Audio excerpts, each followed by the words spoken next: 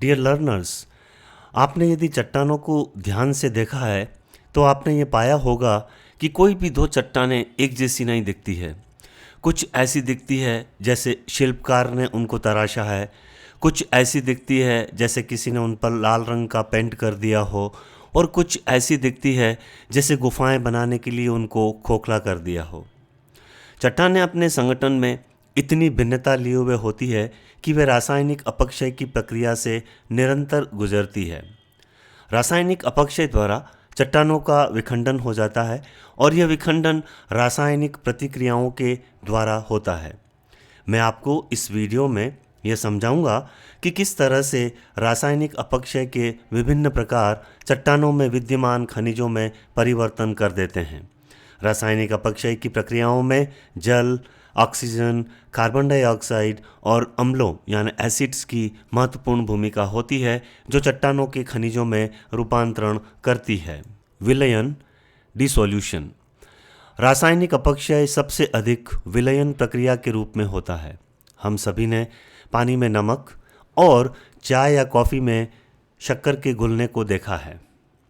विलयन खनिजों से उनके कणों को अलग कर देता है और आयंस जो कि विद्युत आवेशित परमाणु या अणु होते हैं को घोल में बहा देता है। हम इन आयनों से भी परिचित हैं। खारे पानी का स्वाद हमने चखा है और समुद्र में नमक सभी चट्टानों के साथ पानी की रासायनिक अभिक्रियाओं यानी रिएक्शन से ही आता है। चट्टानों में बनने वाली गुफाएं विलयन प्रक्रिया का ही परिणाम है। आमतौर पर इनका निर्माण वहाँ होता है जहाँ चूना पत्थर में कैल्साइट खनिज भूमिगत जल द्वारा डिसॉल्व हो जाता है। एसिड, अम्ल। रासायनिक अपक्षय में अधिकांश विलयन सीधे पानी से नहीं बल्कि प्राकृतिक जल में निहित अम्लों द्वारा किया जाता है। उदाहरण के लिए वर्षा का पानी पूरी तरह से शुद्ध नहीं होता है, लेकिन इसमें पहले से ही गुलित carbon dioxide, dissolved carbon dioxide होती है, जिससे कार्बोनिक एसिड नामक एक कमज़ोर एसिड का निर्माण होता है। यही कार्बोनेटेड अम्ल शीतल पेय यानी कोल्ड ड्रिंक्स में भी मौजूद होता है।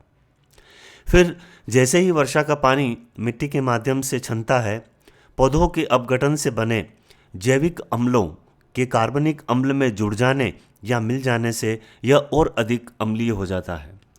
जब यह अम्लीय जल चूना पत्थर या अन्य घुलनशील चट्टानों के संपर्क में आता है तो चट्टानें घुलने यानी कि डिसॉल्व होने लगती है।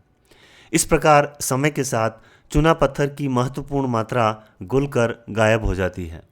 चूना पत्थर क्षेत्र में अम्लीय जल के अवस्रवण से शेल संक्षारण और निक्षालन होता है। यह कास्ट स्थलाकृति क्षेत्रों में अधिक प्रभावी होता है।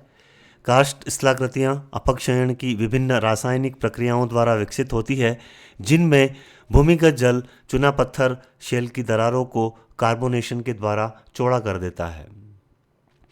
विलयन की इस प्रक्रिया पर जलवायु का बहुत ही प्रभाव पड़ता है, यानी कि जलवायु से विलयन की प्रक्रिया नियंत्रित होती है। अधिकांश चट्टानों के लिए तापमान और निश्चित रूप से पानी की उपलब्धता के साथ विघटन बढ़ता है। इसलिए उष्ण और आर्द्र जलवायु विशेष रूप से विघटन प्रतिक्रियाओं यानी डिसोल्यूशन रिएक्शंस को बढ़ाने के लिए अनुकूल होती है। हालांकि इस प्रकार का रासायनिक अपक्षय व्यापक रूप से, उदाहरण के लिए चूना पत्थर के विघटन से काष्ठ स्थल रूपों का निर्माण शीत और आर्द्र जलवायु में सबसे अधिक होता है।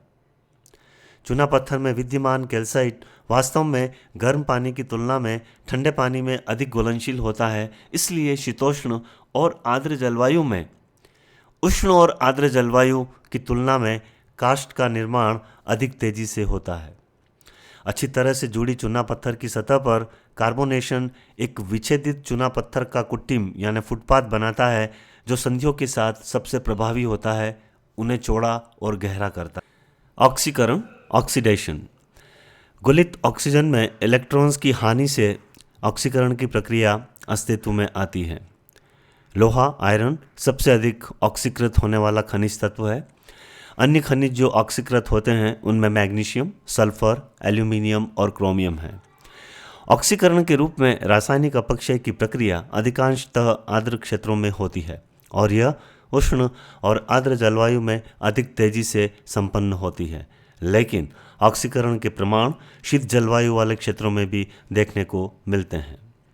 डियर लर्नर्स, आप दैनिक जीवन में अपने आसपास जंग लगी हुई धातुएं देखते हैं, जिनमें जल की पाइपलाइंस, पुराना चाकू, ब्लेड्स, कारें, लोहे की जालियां, दरवाजे आदि आदि। ये जंग ऑक्सीकरण की प्रक्रिया का परिणाम है। इस प्रक्रिया में जल में घुली हुई ऑक्सीजन कुछ शेल खनिज पदार्थों के संपर्क में आती है, विशेष रूप से लोहा, जिससे ऑक्साइड बनते हैं। ऑक्सीकरण के बाद सामान्य रूप से जल अपघटन होता है और ये उन शेलों में सबसे अधिक स्पष्ट होता है जिनमें लोहा होता है।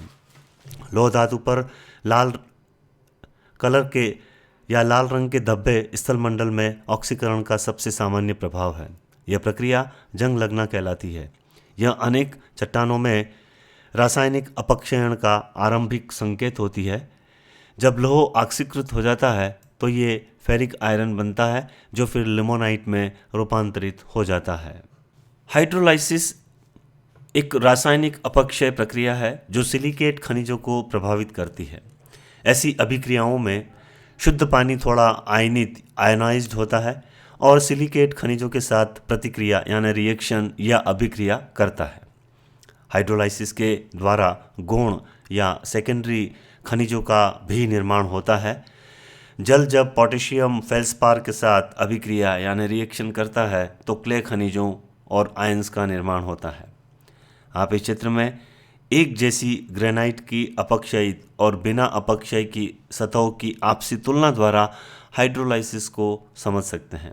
चित्र में बाईं तरफ बिना अपक्षय वाली ग्रेनाइट की सतह है, जिसमें फेल्सपार चमकदार सफ़ेद क्रिस्टल्स जैसा दिख रहा है, लेकिन दाईं तरफ वाले चित्र में जो कि अपक्षयित सतह है, वेदर्ड सरफेस है, में फेल्सपार अपक्षय के कारण चौक की तरह क्ले खनिज कियोलोनाइट में बदल चुका है।